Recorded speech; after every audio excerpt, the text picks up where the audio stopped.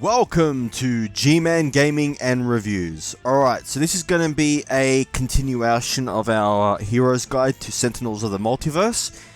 If you're listening to this on the podcast, please rate it 5 stars if you want to, especially after you've listened to it, and subscribe. And if you're watching this on YouTube, please like and subscribe if you haven't already done so.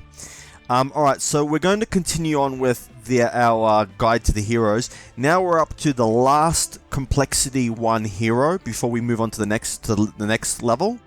And this is Wraith. Now, Wraith is, unlike other characters that fit into one category, Wraith is a lot of things. She can be a damage dealer. She's team support. I think the best way to think of her is like as the Batman of this game, which you can sort of tell by her design. She's got a lot of equipment cards, and she's pretty much got an equipment card for just about every scenario. A lot of the times when I'm playing against the more difficult villains, I'll often take either Wraith or Pass, or Dark Visionary, because these characters, including Wraith, have the ability to control the villain deck. This is an incredibly critical ability that can really make or break a game, because there are certain villain cards that, if they get drawn, they can pretty much really set you back or just completely ruin you, right? So when you're playing against the more difficult villains or the more difficult scenarios, you really need a character that can control the villain deck. But this character, Wraith, is useful even when you can't control the villain deck. She just does so many things, it's insane. She's one of the most versatile characters in the game, which is why I find myself taking her or Pass, because you get that deck control. So, one thing to note about the base variant, or the base power, is it's probably the weakest of all the variants. In fact, when I use Wraith, I never use the base variant, the base, because it's really not that useful. It's called Stealth, and it's a power, and it reduces the next damage that would be dealt to Wraith by 2. Now, keep in mind, this isn't like a permanent reduction in 2 damage for an entire turn. It's just the first instance of damage that Wraith would be dealt. So her first card, which there's 2 of them in the deck, and it's the only ongoing card in her hand, and it's an ongoing limited, and it's called Combat Stance, and it's the first time the Wraith is dealt damage by a target each turn, the Wraith deals that target 2 melee damage. Now, in terms of priority, this is the least important card to play. Literally all our other equipment cards are way better. So really, you wouldn't want to be playing this. In fact, if you were in a scenario where you need to use this card, you're probably in a lot of trouble. But nonetheless, it's if you've got nothing better to play, this is the card to play. And it's her only ongoing card in the deck. The rest of her cards are one-shots and limited equipment cards. Now, the next one is... now, this is... she's got 3 of them in the deck. It's called Grappling Hook. Now, this is a one-shot, and it allows her to destroy 1 ongoing or environment card, and she may draw a card. Okay, so you definitely want to keep this. So this is the one of the characters that, like I said, she's a toolbox, but you want to keep this card in your hand for when you really need it. You don't want to be using this to get rid of like environment target cards. You want to keep it in your hand. Forget about the draw ability. It's good, but the main ability is to be able to destroy 1 ongoing or environment card. So this card essentially allows her to, like I said, get rid of one ongoing and 1 or environment card. And there's 3 of them in the deck, so you want to keep these in your hands for when you really need them. Now, if there's other characters that have permanent ongoing cards or equipment cards that can remove environment cards or ongoing cards, you would want to use those cards first before using these one-shots. Now, the next card is Impromptu Invention. It's one of her best cards. She's got 3 of them in the deck. Now, you always want to play this card. So, first off, it's a one-shot. It allows her to draw a card. Then she can search her deck for an equipment card and either put it into play or in your hand and shuffle your deck. Now, you always want to put the card into play, and you always want to be selecting cards that you don't have in play. This card really helps her get set up fast, and on top of that, she can play another card. So, when you've got this card in your hand, you want to play it, because you want to use it to get your equipment cards in your hand. Some priority targets for this are infrared eyepiece if you don't have one in your hand. But it can be used with any of her equipment cards, so really, really handy card to have. Now, the next card is called infrared eyepiece. It's an equipment card. It's not limited, so you can have... There's 3 of them in the deck, but there's no reason to have more than 2 in play. Now, it's a power, and it reveals the top 2 cards of the villain deck. And it allows you to put one of them on the top of the villain deck, and the other on the bottom, and to draw a card. Now, this card is critical. This is her villain deck control card. Okay? Now, you want to have 2 of them in play at once. Just in case, she's got another card called the Utility Belt that allows her to use an extra power. So you want to have those 3 cards in play. And the reason being is that sometimes when you use this equipment card, there's going to be 2 bad cards. So what you do in that case is you use another infrared eyepiece. And that way it allows you to really mitigate so this card is critical for her. Okay? Unless you're playing with pass as well, you need to be using this character to control the villain deck, amongst other things. Alright? Because being able to control the villain deck is critical in this game. Okay? You really want to... Now, there are times when you can't, or because there's certain characters that allow you... that there's certain villains that can play more than one card. That's the only time that you don't want to be using this card. In all other scenarios, you want to be using this card. Now, the next card is called Inventory Barrage. It's a one-shot. It allows her to destroy all of your equipment cards, and then the Wraith deals 1 target X projectile damage, where X is 2 times the number of cards destroyed this way. Basically, you don't want to be playing this card unless the villain is almost dead and you're going to use this to kill him. Apart from that, you never want to be playing this card. This card is also one of the reasons that if you're ever going to use a power of another character on the Wraith that allows her to draw a card, that allows her to play a card, you want to make sure that it doesn't force her to play the card, because you do not want to play this card and then lose all your equipment cards. Alright, even if it does damage, it can set you back really badly. Now, the next card is an equipment card that's not limited. There's 3 of them in the deck, and this is the one scenario where you want to have all 3 of these cards in the deck. And it's called Mega Computer. It's an equipment, and it reduces the damage dealt by environment cards by 1. So if you have 3 of them in play, it reduces the damage dealt by each environment card by 3. Just another reason why Wraith is such an awesome character. But you want to have infrared eyepiece in play first. Now, the next card is called Micro-Targeting Computer. It's equipment limited, and it increases the projectile damage dealt by Wraith by 2. Now, this is one of the reasons why Wraith is such a good damage dealer as well, because she has cards that deal projectile damage. So with this equipped and her other equipment cards, she can actually deal quite a bit of damage, in addition to controlling the villain deck. So another reason why Wraith is such a good character. Now, the next one is Razor Ordnance. It's an equipment limited, and it's a power. The Wraith deals 1 target 3 projectile damage. So it's limited, so you can only have 1 of them in play, but very, very good when you want to deal a lot of damage to a single target. Now, the next one is Smoke Bombs, and there are 2 of them in the deck. It's an equipment, and it's limited. It helps with tanking, so whenever a villain card would deal damage to the hero target with the lowest HP, redirect that damage to the hero target with the highest HP, and reduce damage directed this way by 1. So this actually works well with heroes that heal themselves.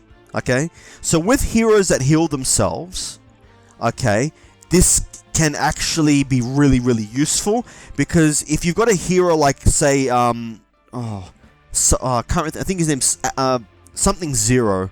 What's his name? I think it's Absolute Zero. So if you're playing with Absolute Zero, for instance, and Absolute Zero likes to heal himself, right? So if you've got the Smoke Bombs card in play, then you can basically redirect damage to him because he's going to have the highest HP. So it really, really helps him tank.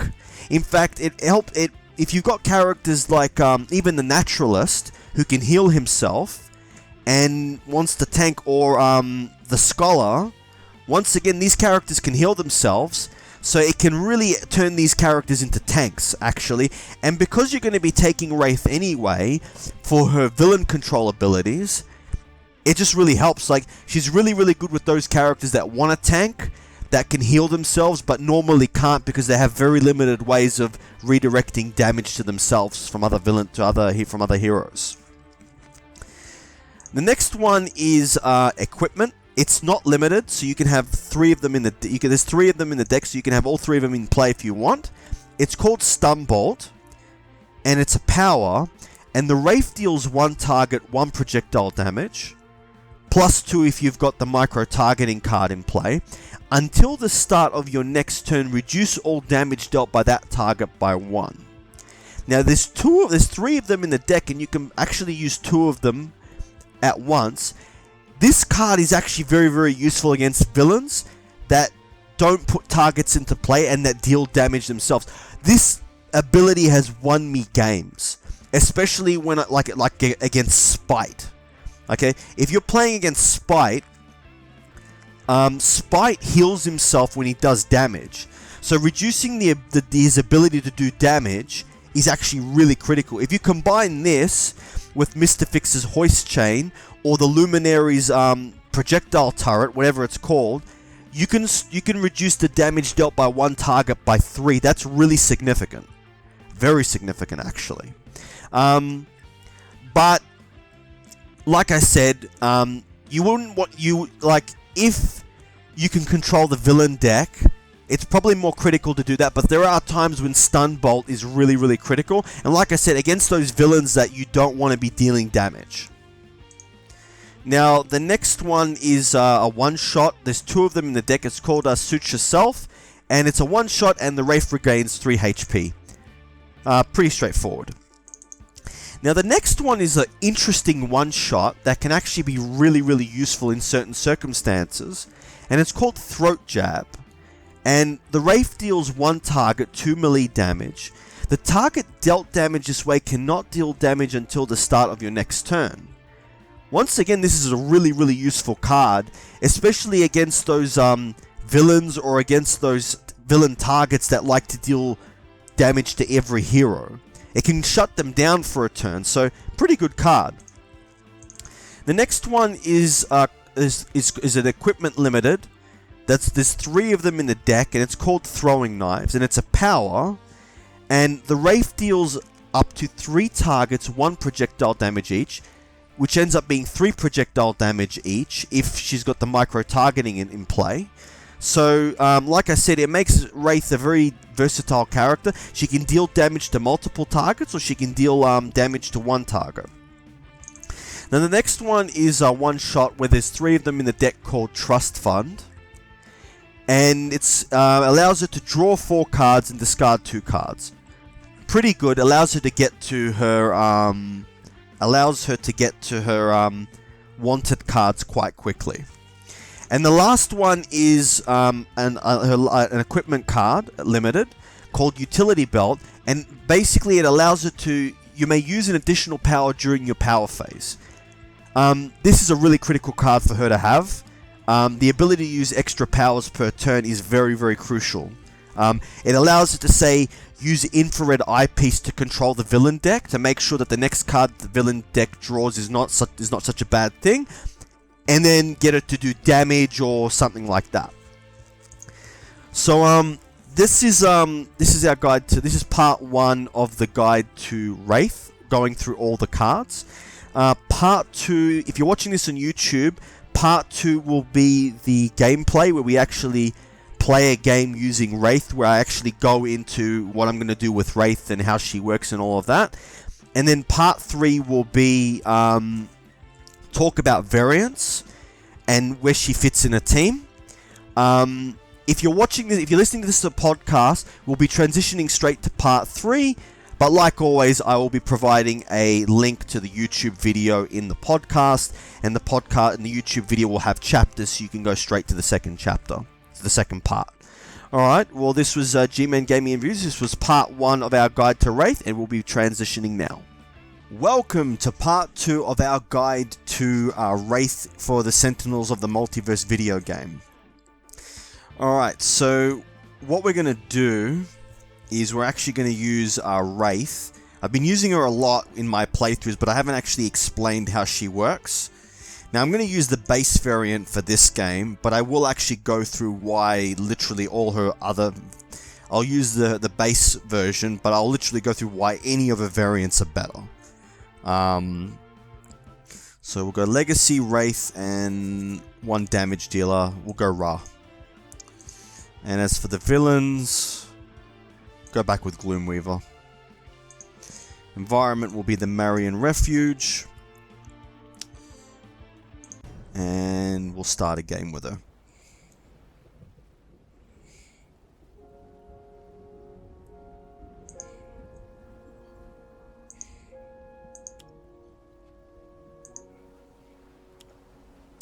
Now, Gloomweaver tends to start with a lot of zombies in play.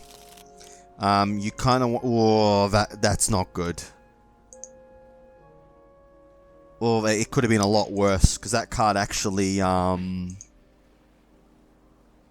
unfortunately, because I've got 3 characters, the zombies only do 1 damage each. But, and this Cursed Acolyte only does 1 or 2 damage per character.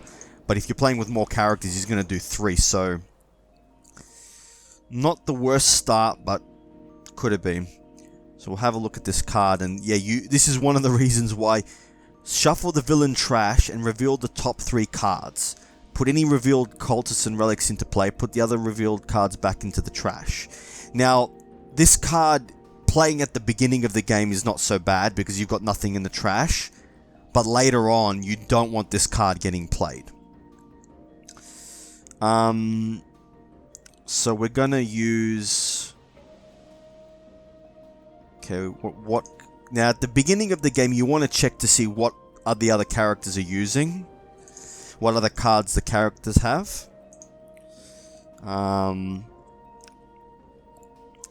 So we're gonna use Back Fist Strike to deal 4 damage to the Cursed Acolyte. And then we're going to use Galvanize. Now, the reason I did that is because you'll see why, and you'll see why next turn. So he's got a card called Inferno that does up to 5 other targets 1 fire damage. It's going to do 2 because of Legacy's Galvanize ability, and so it'll get rid of all the cards, which is really what I wanted to do. So we're going to play it. We're going to use the 3 damage on Gloomweaver. And then we're going to use the 2 damage to take out all the other cards.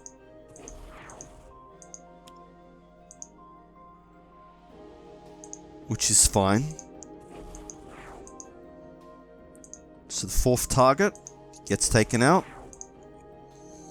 Now, if I hadn't done that, if I didn't have that card in my hand, this probably would have gone a lot worse. Now we're going to use the base power to do 3 damage.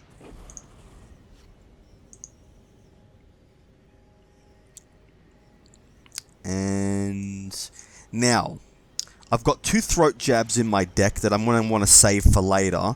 I could use them on Gloomweaver, but he doesn't actually do any damage until he flips to this other side, so there's kind of no point. I'm just going to use this to get this card in play. Now, like I said, the base power is not that good. I mean, if you've got nothing better to use, I mean, it's good, but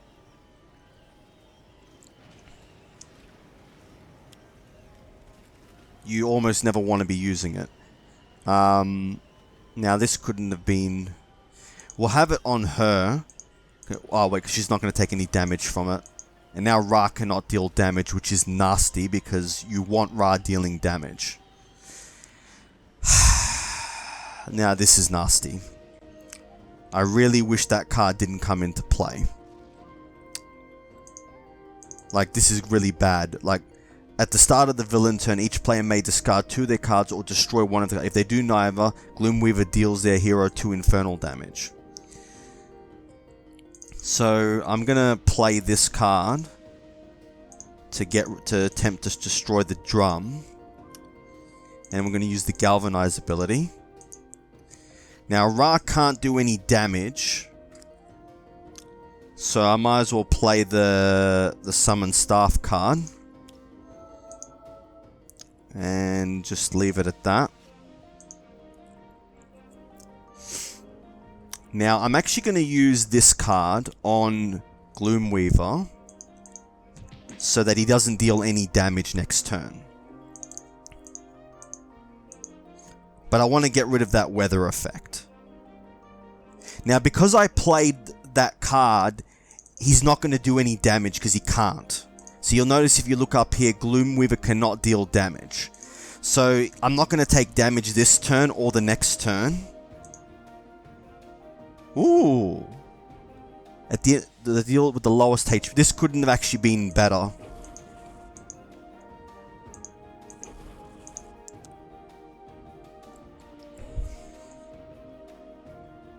Now, I can just skip this, because the throat jab prevented him from doing damage.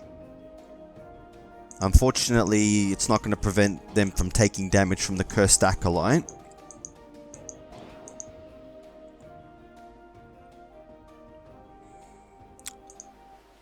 Now,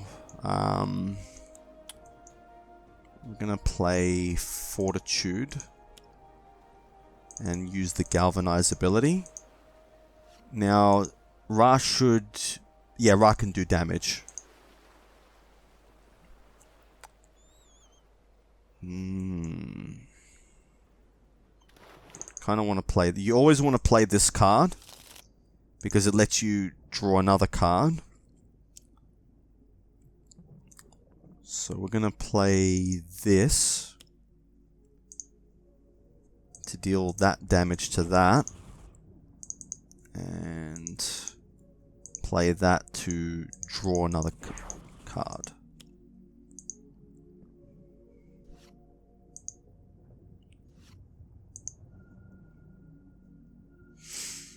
Now, I normally would want to play Throat. I normally would want to play Razor Ordnance to start doing damage, because it's actually going to do 3 plus 2 plus 1 for Galvanize, so 6 damage a turn. But I don't want to be taking 2 infernal damage from Gloomweaver per character. So we're going to play this on him. Oh wait, not on the drum. On him, so that he can't do the damage. Now you got to read these cards carefully. It doesn't say that this. It doesn't say this this relic does the damage. It says Gloomweaver does the damage. So if I was to play Throat Jab on this card, it wouldn't do anything. He's still going to do damage to me at the end of the turn.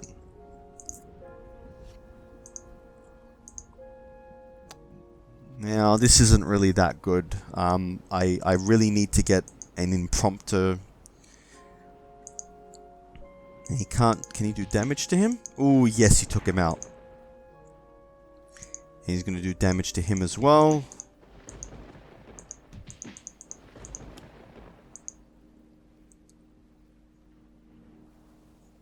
They're going to both take the damage. That kind of...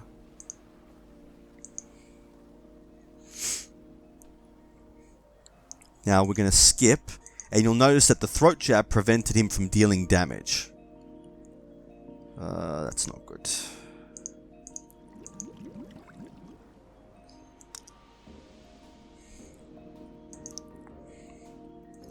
Now the card that I want to get in play.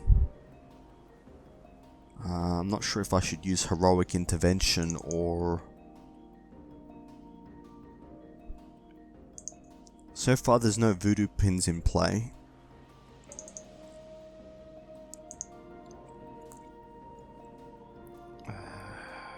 Gonna play.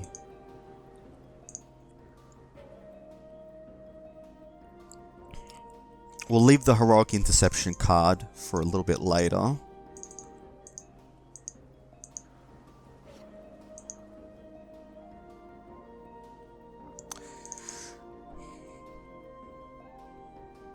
Okay, so this does fire damage. If I actually play this card, there's 3 environment cards in play. So it'll actually do each of the targets damage. Kind of want to do that to help get rid of those cards. So we're going to do it. So he does 5 damage to him. Okay, they're all going to take damage.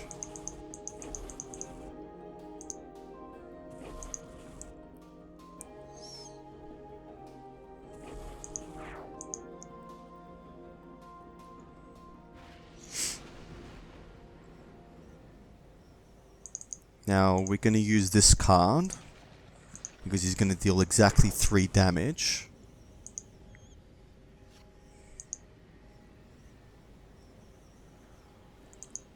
Throat jab is prevented, so now what I'm going to do is I'm actually going to use the stun bolt because it's going to reduce the damage. So I would prefer to. I'm not getting a good card draw with this character yet, so we're going to use the stun bolt. Now the reason that we're going to use the stun bolt is we're going to use it on Gloomweaver. You'll notice that it does a lot more than 1 damage, but it's going to reduce the damage that he's going to do by 1. So, as a result of that,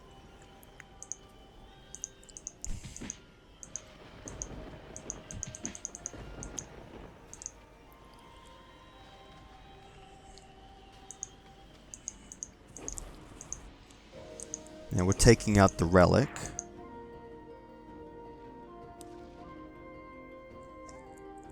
And we're going to skip and we're going to take 1 damage each.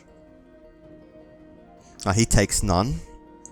He takes 1 and they take 1. Oh, actually she takes nothing because of her power.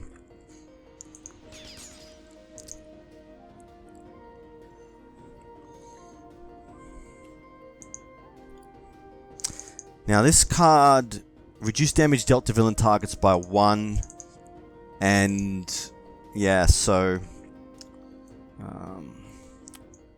I'm going to play Bolster Allies. I need to draw more cards. Oh, lead from the front. Yes, that was good. Utility Belt. Yes, that's good.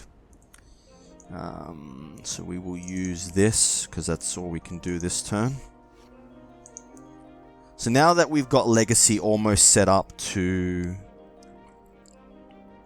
We've got Legacy almost set up to... ooh. Or we can kill the Profane Zealot. So it's going to be -1. So 3 -1 is 2. +4 plus another 2 for the Inspiring Presence and the Staff of Ra. I'm going to use that. So that's going to...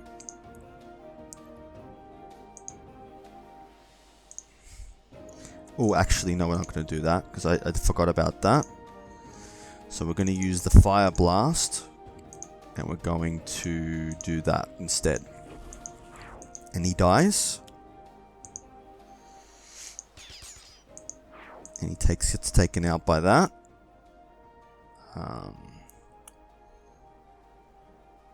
Now... Got to get this drum out of play. Yes, finally we got the... Now, with the utility belt in hand, we finally got this card. Now, this card is very, very powerful, like I was talking about in part 1 of this game. I'm going to use it to draw infrared eyepiece. And I'm going to put it in play. And then I can draw another card. And I'm going to draw utility belt so I can play 2 powers a turn. So now I can play 2 powers a turn. The first thing I'm going to do is use this card to reveal the top of the deck. Now you can see there's 2 cards here. One's going to go on the top of the villain deck and the other one's going to go to the bottom. This card's obviously 7 HP, moves 1 zombie from the villain. So obviously this card is worse to have in play than this card.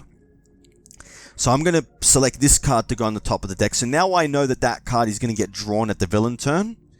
And now I get to use another power. So I'm going to use...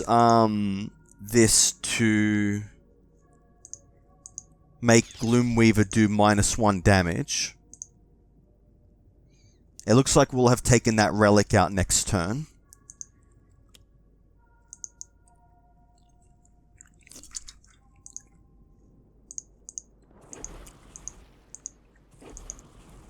Okay, that's annoying. Well, they're all going to take 1 damage, so...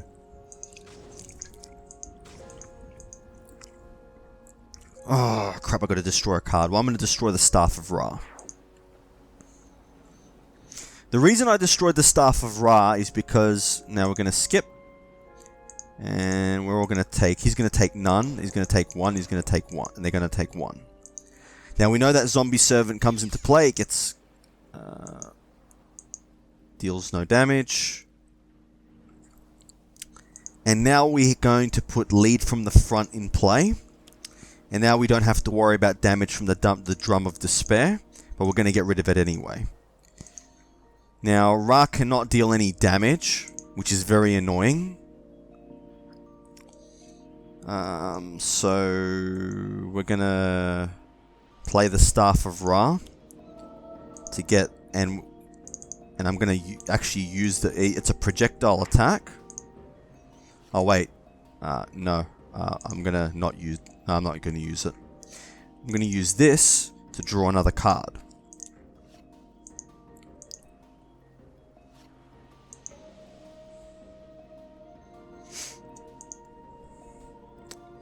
And we're going to play this. And... we're going to get rid of the Drum of Despair. Now, I kind of want to get rid of the Hurricane Shield. Because it's reducing... Wraith does a lot of projectile damage. And I'm going to use the Infrared Eyepiece to control the villain deck. Don't want this ongoing card in play. Because ongoing cards can only be gotten rid of by cards that specifically destroy ongoing cards. So, if this goes into play, 1, zombies are going to be... it's going to increase the damage by the number of zombies, and 2, it's going to reduce damage dealt to zombies, so this is the better one to put in play. Now, I finally got a grappling hook.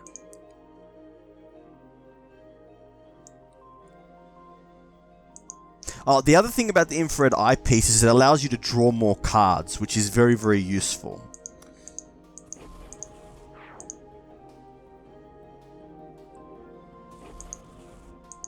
Now Wraith cannot deal damage.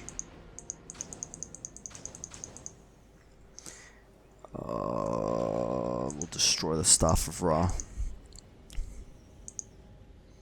Now I got to get rid of that weather effect. Moves to Legacy, kind of annoying. I got to get rid of that. I would like to get rid of a lot of these environment cards, but I've definitely got to get rid of this one. It's destroying equipment cards. So I'm going to put Next Evolution in play. And use the Galvanize power.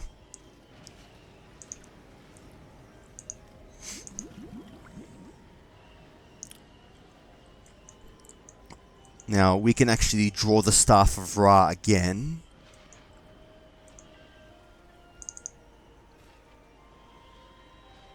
We can actually put this card in play. And then we're going to use it to attack the Crimson Pin. Yeah, I really want to get rid of Torrential Monsoon. So the first thing we're going to do is play this card to get more cards in play. And we're going to put the second Infrared Eyepiece in play. Oh, wait, I probably shouldn't actually. No, we're not going to do that. Actually, no, we're not going to do that. Because we've already got an Infrared Eyepiece. Yeah, that's alright. And we're going to destroy this card because it's destroying equipment cards. And it's reducing all projectile and fire damage by 1, which is annoying because... So it had to get rid of that one. I'd like to get rid of more of those environment cards, but... So the first thing we're going to do is use this. Now, this is a bad... Now, I don't want either of these cards to come into play, but this is worse. So we're going to use this, and we're going to decide to put this on the top of the villain deck. Now, because we have Utility Belt, we can use the other Infrared Eyepiece, and we're going to instead decide to put the Saber Pin. Ooh, destroys one of their cards, or Gloomweaver deals that hero 3 psychic damage.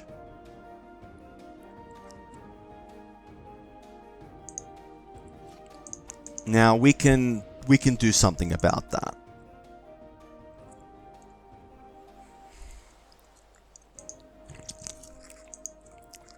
Now, one, we've got these targets here. Help. Sometimes the environment deck can help you. Other times it will hinder you. Also, the more oh, that's a bad card.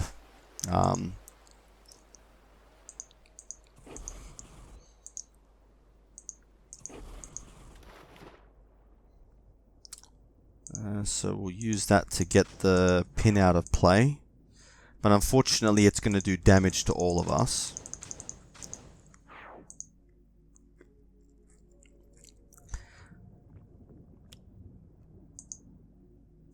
Okay, so...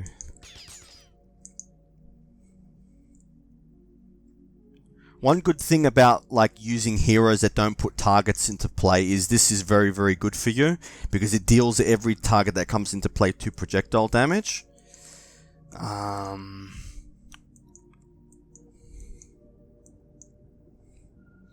Now I am going to use Takedown because I'll only take 1 damage.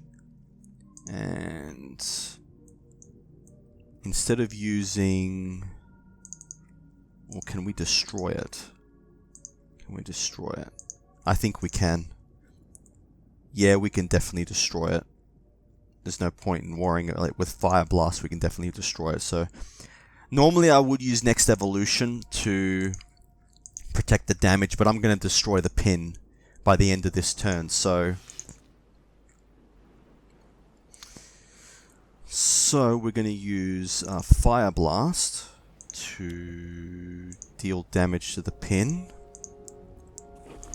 and it gets taken out of... Oh, no it doesn't. But if we do this, and then we deal damage to it, and there the pin goes, so I don't have to worry about...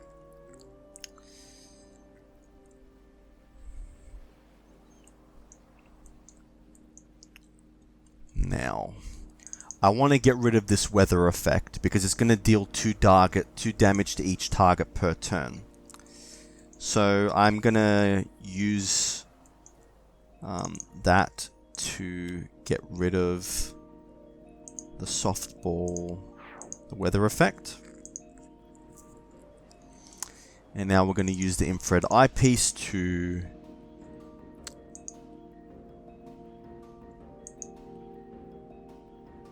I would probably...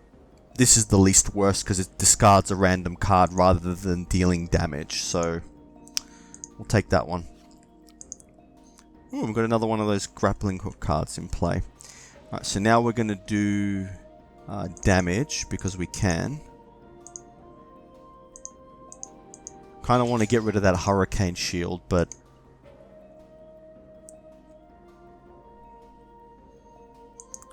I would get rid of it, but it's not that annoying. I mean, it is making me do -2 damage for projector. That card I want to get rid of because it's going to make me destroy a hero ongoing card. So I definitely want to get rid of that card.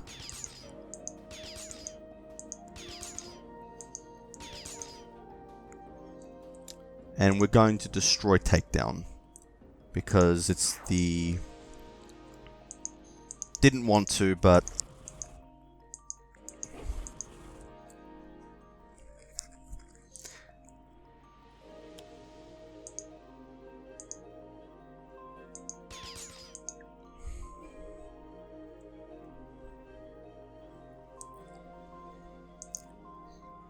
Alright, we're actually going to use Heroic Interception to make sure that nobody else takes damage because Wraith's taking quite a bit of damage. And we're going to use Galvanize.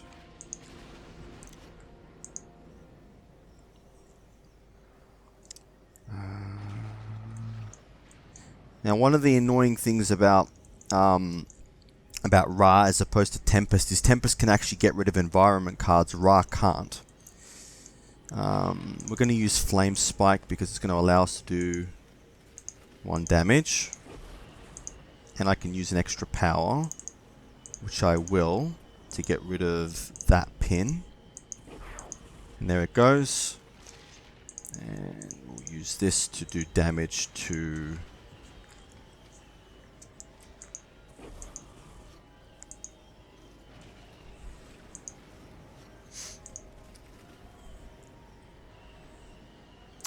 And we're going to use Grappling Hook to get rid of this card to make sure that ongoing cards are not destroyed.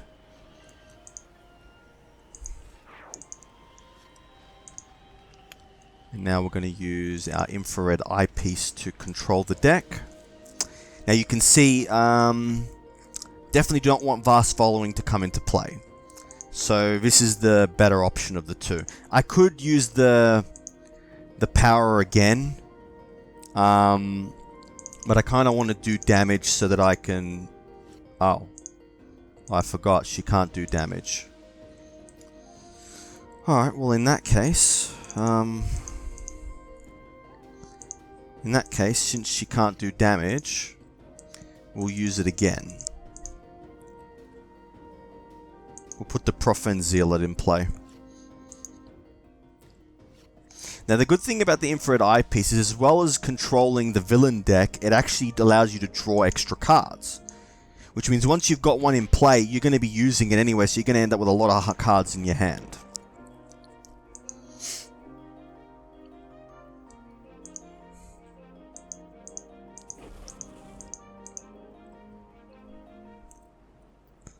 Whenever a hero uses a power, deal them 1 cold damage.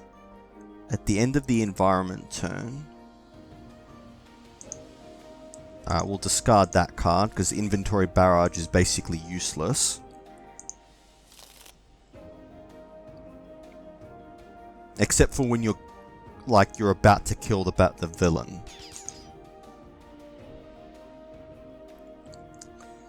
Now we've got lead from the front, but it's the environment that's doing the damage now. So this is going to be doing damage to the lowest targets, which is not me, so I'm probably not going to...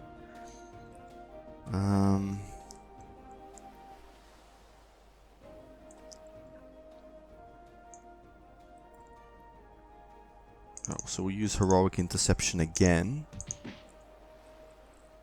And we'll use Galvanize.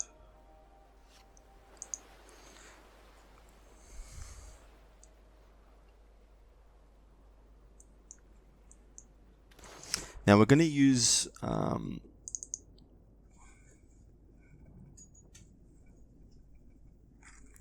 Alright, so we're going to use Imbued Fire to basically increase the damage that every character does, and it's going to make them do fire damage now. This will be good as long as the Torrential card doesn't come in play.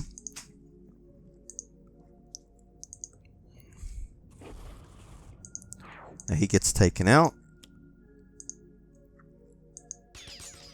And he gets taken out, which is great. Now we can focus on beating Gloomweaver. Now we're going to start playing these environment these mega computer cards, which are absolutely awesome because they reduce the damage dealt by environment targets by 1. Next turn I'm going to play Suit Yourself. So we're going to use this card power to... We definitely do not want the Grimoire of Curses to come into play, so we're going to just make sure that it's a Zombie Servant.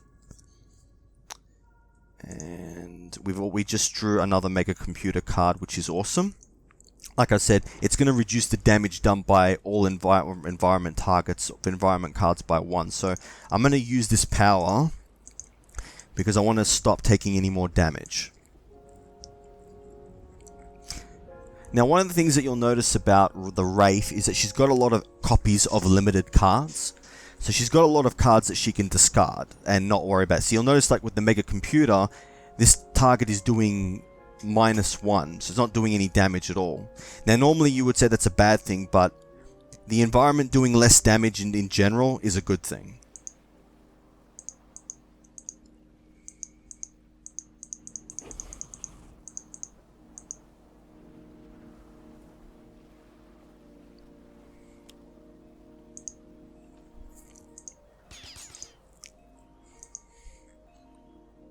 He can't do damage to him. He's all set up.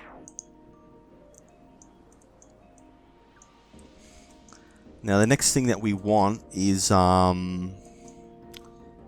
we would want the Legacy Ring so that we can use 2 powers a turn. Ooh, Inspiring Presence. Was waiting for that card.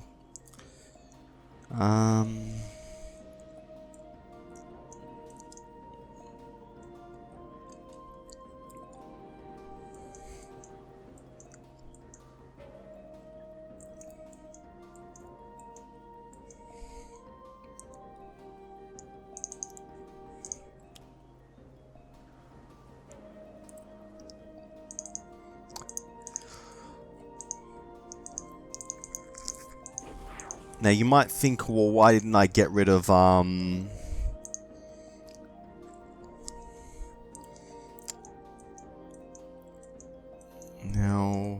we're gonna play the Mega Computer card to reduce the damage coming from environment cards by 2. I'm gonna use this to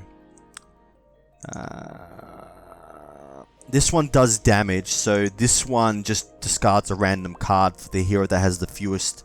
Place it next to the hero with the fewest cards in place, so this is the least worst of the 2. And then we're going to use our Razor Ordnance to deal damage to the villain.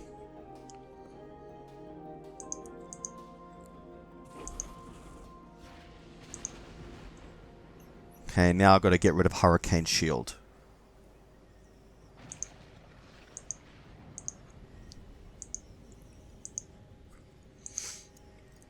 I can actually destroy the... Ooh, but I want to get rid of that card first.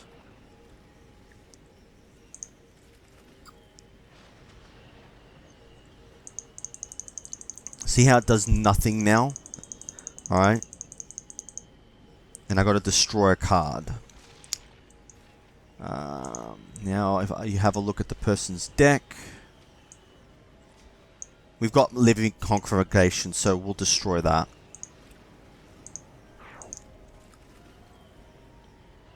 And it's gonna try to deal. It's gonna deal damage to them too.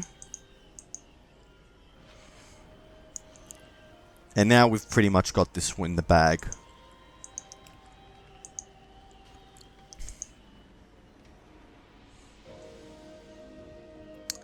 Now we're going to play... We really want Inspiring Presence. We really want the Legacy Ring, but Inspiring Presence is good. Okay, we're going to use the Galvanize power. Now, how many cards does she have to get rid of?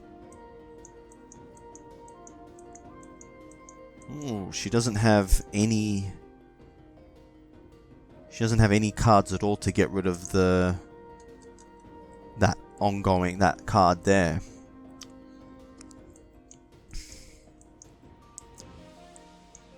So we're going to use this card to deal damage.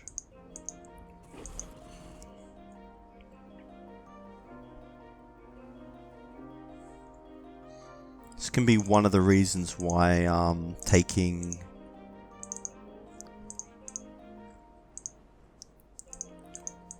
See, the -2 is pretty bad. I'm still doing good damage.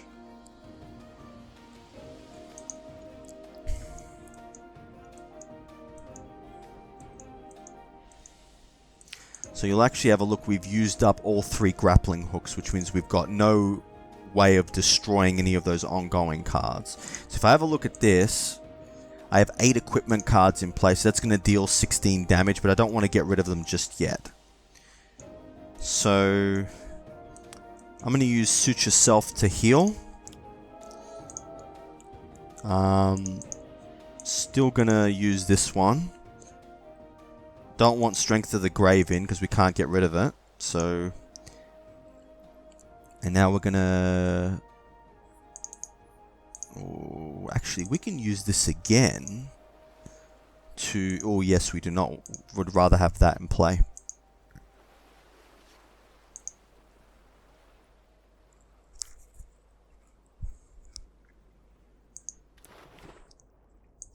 Now they're going to do no damage, so...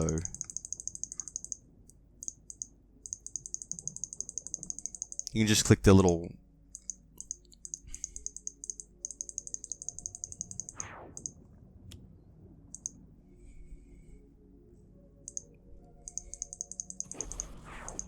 Oh, it destroyed the Indigo Pin. Now, there's the reason why I'm not using his card that deals damage to all the environment targets is because...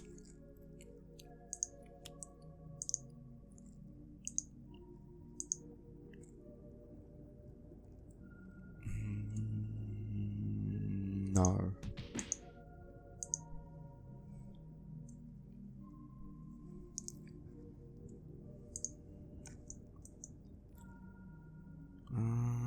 So we're going to use Takedown to make sure we don't draw any more cards, or the villain can't draw a card this turn.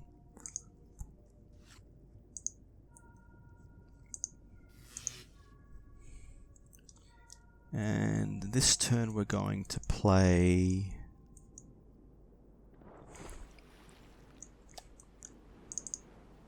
six environment cards in play. This will do -2 damage anyway. So we're going to play this to get rid of those.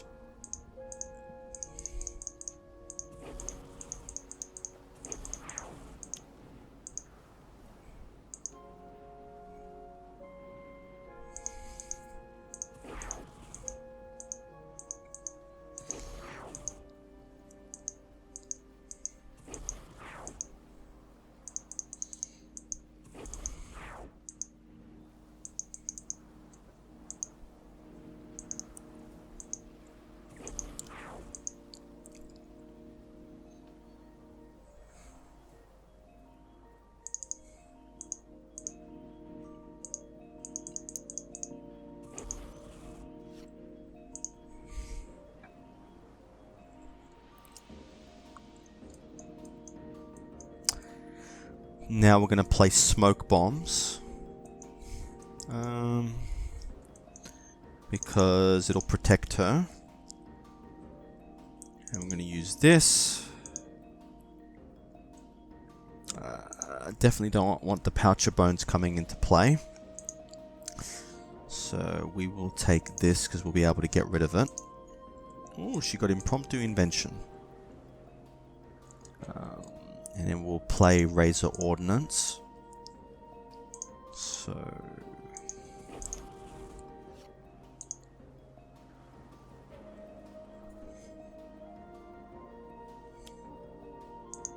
So you start to see how versatile of a character Wraith is. She can do so much.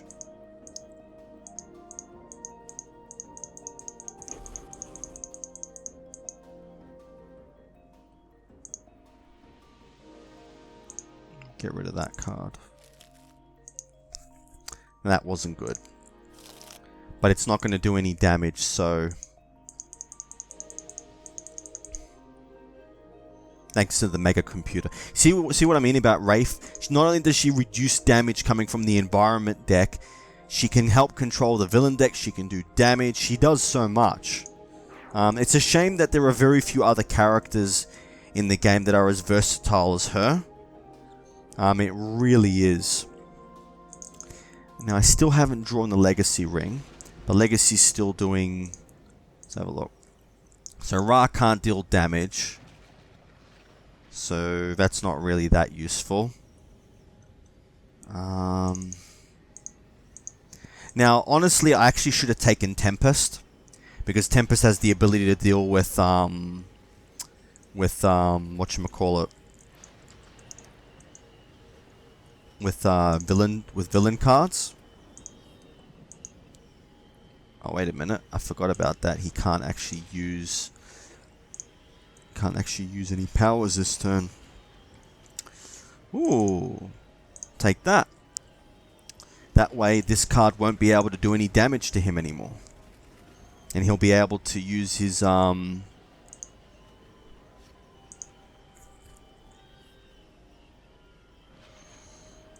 Now we've got the infrared eyepiece, which normally I would use, but I kind of don't have a reason to. I've got all the cards that I could possibly want in my hand. So we're going to use the infrared eyepiece. We definitely do not want Vast Following, which is great. And then we'll use Razor Ordnance to deal a truckload of damage to Gloomweaver. And we've got Mega Computer as well, which we will put into play. And then it'll completely stop... Oh, that's not good.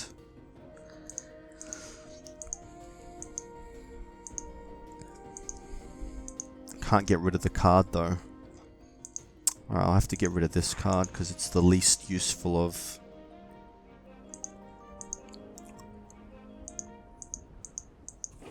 Okay, but he's not going to take any damage because of Flesh of the Sun God.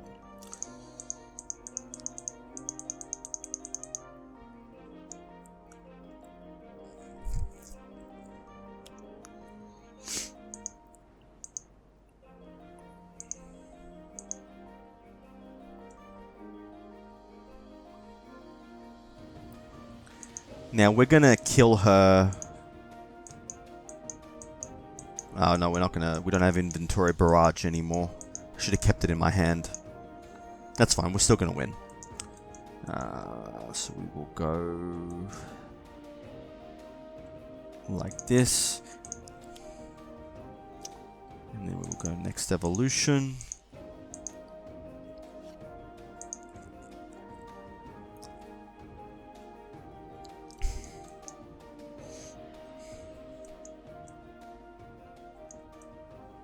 And we will go Flame Spike. We'll focus on taking him out. He's almost dead anyway. So this is going to allow me to use another power per turn.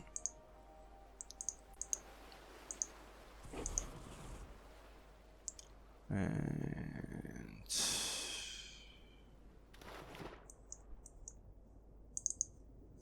well, whatever happens, he's dead next turn, so not going to worry about taking that damage.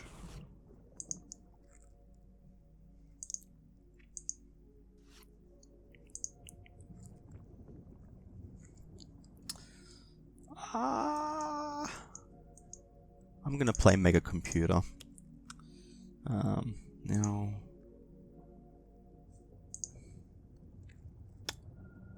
I'm not going to bother. He's going to die this turn, so there's no point in worrying about... there's literally no point in worrying about...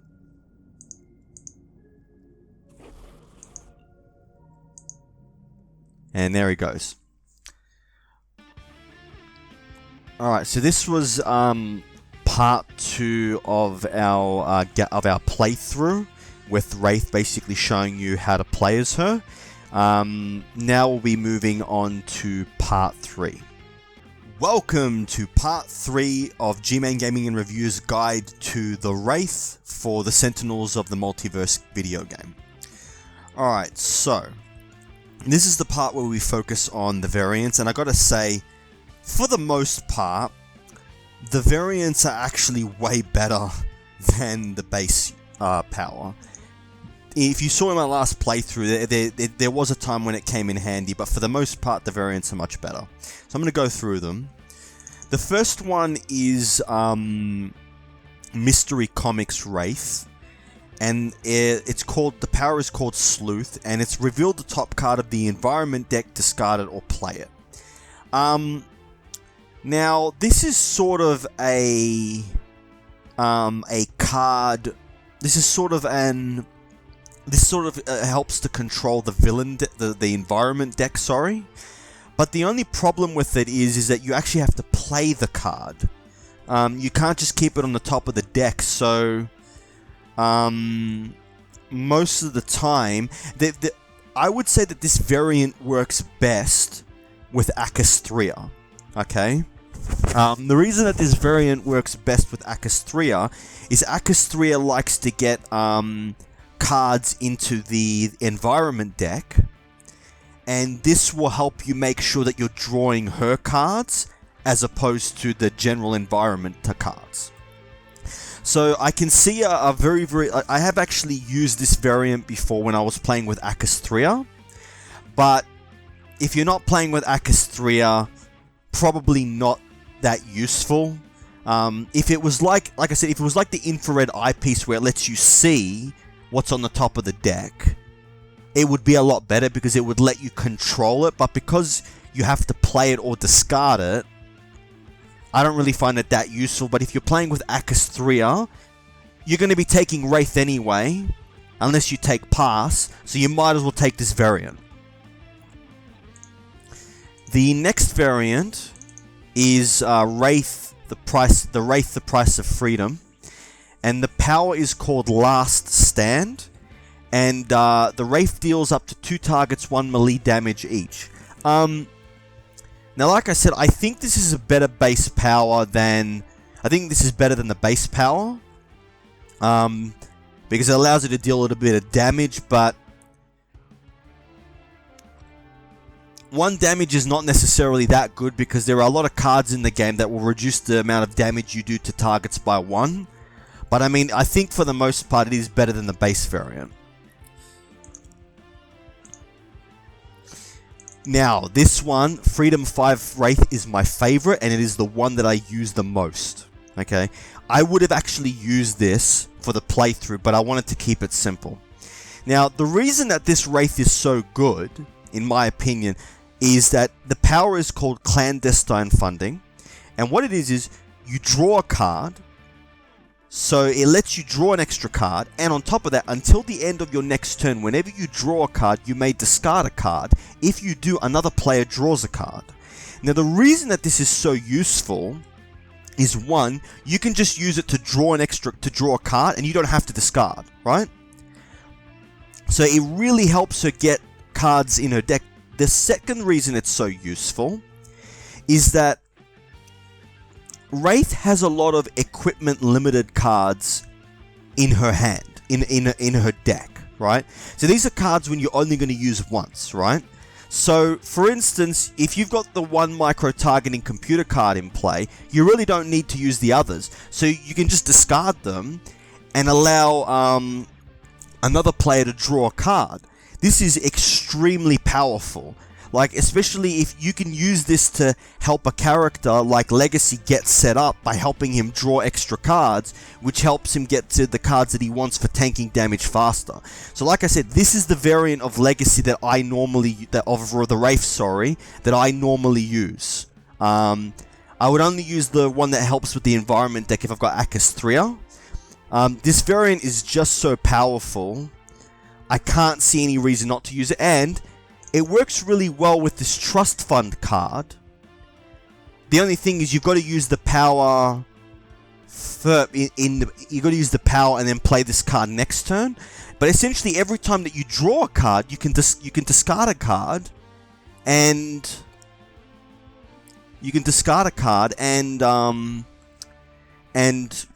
allow another player to draw a card. So really, really useful for this character because she's got so many equipment limited cards in play that you can really only play one copy of, so the rest of them become useless for you. So you might as well, or a great card to discard is Inventory Barrage, because if it's not at the end of the game where you're about to kill the villain, you might as well discard this card first because it's useless to you. But like I said, this is a very, very powerful variant.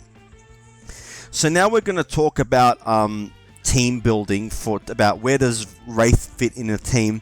The Wraith does a lot of things, but like I said in part 1 of the guide, she's one of the few heroes, that can consistently control the villain deck turn after turn after turn. There are really only, I would say, 4 characters that can do it consistently, in a way.